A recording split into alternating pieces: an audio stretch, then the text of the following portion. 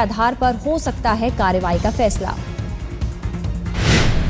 अवैध कॉलोनियों को नियमित करने के मामले में घिरी है शीला, लोकायुक्त के पास की गई थी शिकायत। केजरीवाल सरकार ने राष्ट्रपति को भेजा था जवाब, दिल्ली के पूर्व सीएम के खिलाफ की थी कार्रवाई की मांग। आज केजरीवाल कैबिनेट की अहम बैठक, दिल्ली के लोगों को बिजली पर मिल सकती है बड़ी राहत। आंदोलन के दौरान बिल का भुगतान नहीं करने वालों को मिल सकती है राहत, बिल माफ करने की तैयारी में केजरीवाल सरकार। अक्टूबर 2012 से दिसंबर 2013 के बीच बिजली भुगतान नहीं करने वालों को मिलेगी राहत, 23,000 उपभोक्ताओं को होगा फायदा। अगर बिजली बिल माफ करने का फैसला लेती है सरकार तो बढ़ेगा सरकारी खजाने पर बोझ, करीब 13 करोड़ होंगे खर्च। सरकार के फैसले पर जोरदार बवाल की आशंका, नाराज हो सकते हैं ईमानदारी से बिल भरने वाले लोग।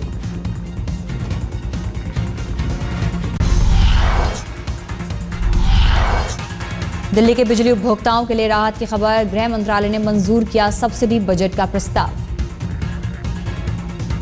सरकार ले सकती है विधानसभा की मंजूरी।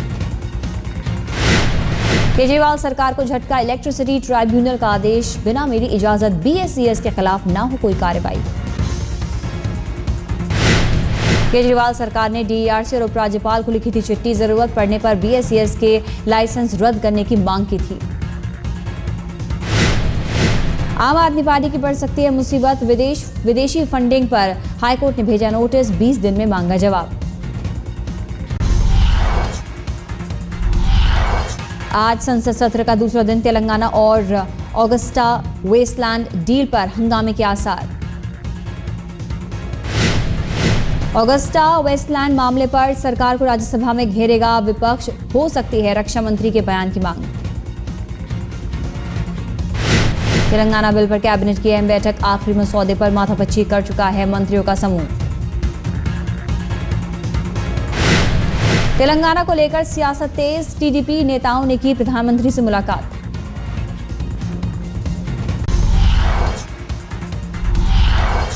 आरक्षण पर कांग्रेस नेता जनार्दन द्विवेदी के बयान को कांग्रेस अध्यक्ष ने किया खारिज, कहा लागू रहना चाहिए जातिगत आरक्षण। सोनिया गांधी ने अपने बयान में कहा कांग्रेस ने 50 के दशक में ही एससी एसटी के लिए सरकारी नौकरियों में आरक्षण लागू किया। सोनिया ने कहा कांग्रेस चाहती है कि एससी एसटी और ओबीसी लोगों को आरक्षण मिलता रहे। कांग्रेस सांसद पीएल पुनिया ने भी जनार्दन द्विवेदी के बयान पर किया जमकर विरोध, बोले हम बयान की निंदा करते हैं।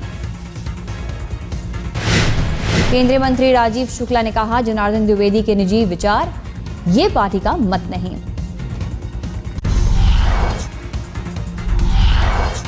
बीएसपी मुखिया मायावती ने कहा निचले तबके के लोगों को इसलिए दिया गया आरक्षण ताकि वो दूसरी जातियों के बराबरी में आ सकें। मैं ये समझती हूँ कि उनका वो व्यक्तिगत व्यू नहीं हो सकता है, ये कांग्रेस पार्टी का स्टैंड है, तो इसका हमारी पार्टी कड़े शब्दों में इनके इस बयान की, स्टेटमेंट की निंदा करती है। समाजवादी पार्टी के नेता रामगोपाल यादव ने कहा चाहे कोई करोड़पति क्यों ना हो, जो शख्स एससी है उसे सम्मान नहीं मिलता। एलजेपी के मुखिया रामविलास पासवान ने भी जनार्दन द्विवेदी के बयान पर जताई आपत्ति, कहा इस तरह के बयान ठीक नहीं।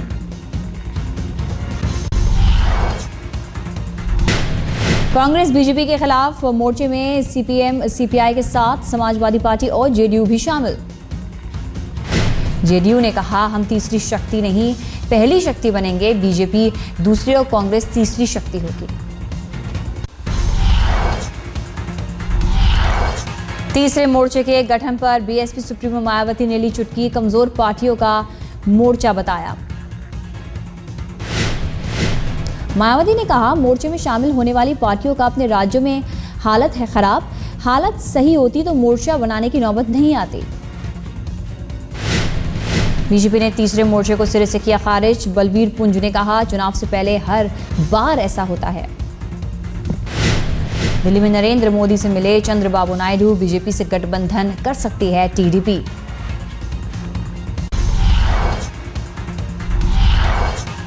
कोलकाता रैली में मोदी का इमोशनल काट, प्रणब मुखर्जी के बहाने कांग्रेस पर साधा निशाना। मोदी बोले सबसे वरिष्ठ नेता थे प्रणब बाबू, फिर भी इंदिरा की मौत के बाद नहीं बनाया प्रधानमंत्री।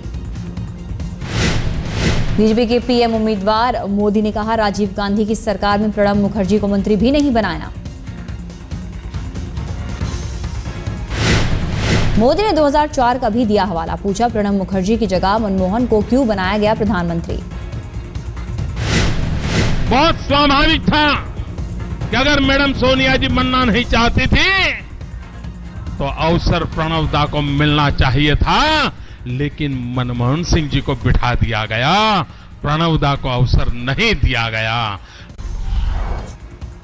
सुरजेवाला ने कहा कांग्रेस में कई अहम पदों पर रह चुके हैं प्रणब मुखर्जी, उनके अनुभव से पार्टी को फायदा।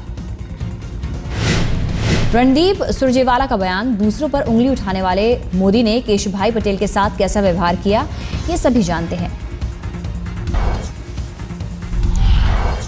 नीडो मामले पर अरुणाचल के छात्रों से मिले नरेंद्र मोदी, दिल्ली के गुजरात भवन में मुलाकात की।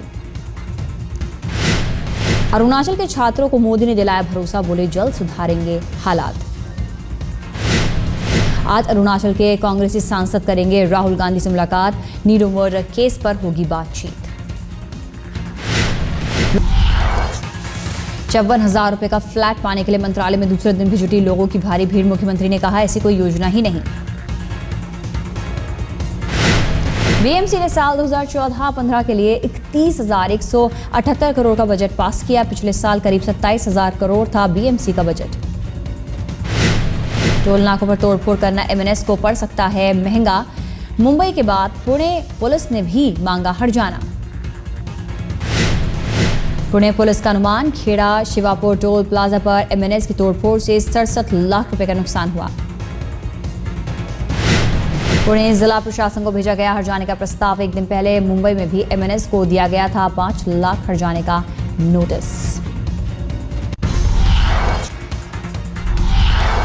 मुजफ्फरनगर में डांस का लुत्फ उठा रहे सूबे के मंत्री जी की सफाई, मैं कैसे रोकता शादी का जश्न।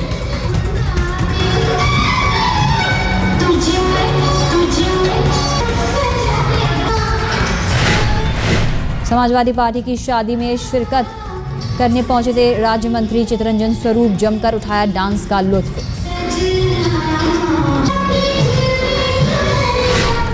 मंत्री जी के जश्न पर दंगा पीड़ितों ने खड़े किए सवाल, कहा डांस देखने का वक्त है लेकिन कैंपों में आने के लिए नहीं मिलता समय।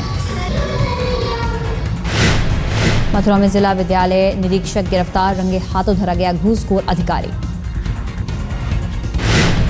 एक कॉलेज के प्रिंसिपल के दस्तखत टेस्ट करने के बदले में मांग रहा था पैसे, विजिलेंस विभाग ने दबोचा।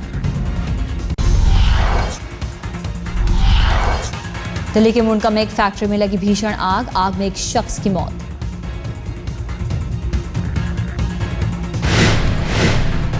खिलौना बनाने की फैक्ट्री में लगी थी आग, दमकल की 22 गाड़ियों ने बड़ी मशक्कत के बाद आग पर पाया काबू। आग के कारणों का अभी नहीं पता चला, भीषण आग से फैक्ट्री को लाखों का नुकसान। दिल्ली के लाजपत नगर में 8 करोड़ लूट के मामले में 3 और लोग गिरफ्तार, 64 लाख रुपए भी बरामद। पुलिस ने लूट के करीब 2.25 करोड़ रुपए बरामद करने का किया दावा। अब तक 7 लुटेरे पुलिस की गिरफ्त में। ठगी का शिकार हुई दिल्ली के स्वरूप नगर की 2 महिलाएं, राह चलती महिलाओं ने ठगे सोने के गहने। दिल्ली के करोल बाग में मानव तस्करी और जबरन देह व्यापार का मामला, पुलिस ने एक युवती को छुड़ाया। पुलिस ने 3 लोगों को दबोचा, युवती को जबरन देह व्यापार में धकेलने का आरोप। दिल्ली पुलिस के एक सब इंस्पेक्टर पर बलात्कार का आरोप, फरार है अम्बेडकर नगर थाने में तैनात वरुण कुमार। 19 साल की लड़की ने सब इंस्पेक्टर पर लगाए हैं संगीन आरोप, शादी का झांसा देकर करता रहा बलात्कार। दिल्ली से सटे ग्रेटर नोएडा में ऑटो एक्सपो की शुरुआत, देश विदेश की कंपनियों ने लॉन्च की नई गाड़ियां। ऑटो एक्सपो के पहले दिन मारुति ने लॉन्च की SX4, हुंडई ने लॉन्च की सैंट्रो का नया मॉडल। होंडा ने लॉन्च की नई SUV मोबिलियो, खरीदने के लिए अप्रैल तक करना होगा इंतजार। जनरल मोटर्स ने लॉन्च किया कैमारो, भारतीय डिजाइनरों की कॉन्सेप्ट कार आद्रा भी लॉन्च। 7 फरवरी से आम लोगों के लिए खोला जाएगा ऑटो एक्सपो, करीब 70 नई कारों की दिखेगी झलक। ऑटो एक्सपो में नजर आए सचिन तेंदुलकर, लॉन्च की BMW की नई सीरीज। i8 है BMW की नई कार, 250 किलोमीटर तक की रफ्तार से दौड़ सकती है सुपर कार। करीना कपूर ने लॉन्च की दिलीप छाबड़िया की नई कार SUV एलेरॉन और छोटी कार टिया को किया पेश। दिल्ली में अहाना की शादी का रिसेप्शन, आडवाणी और सुषमा समेत बीजेपी के कई दिग्गज नेता हुए शामिल। मेहमानों के स्वागत में मशगूल नजर आए हेमा और धर्मेंद्र। दिल्ली की कारोबारी से अहाना ने की है शादी।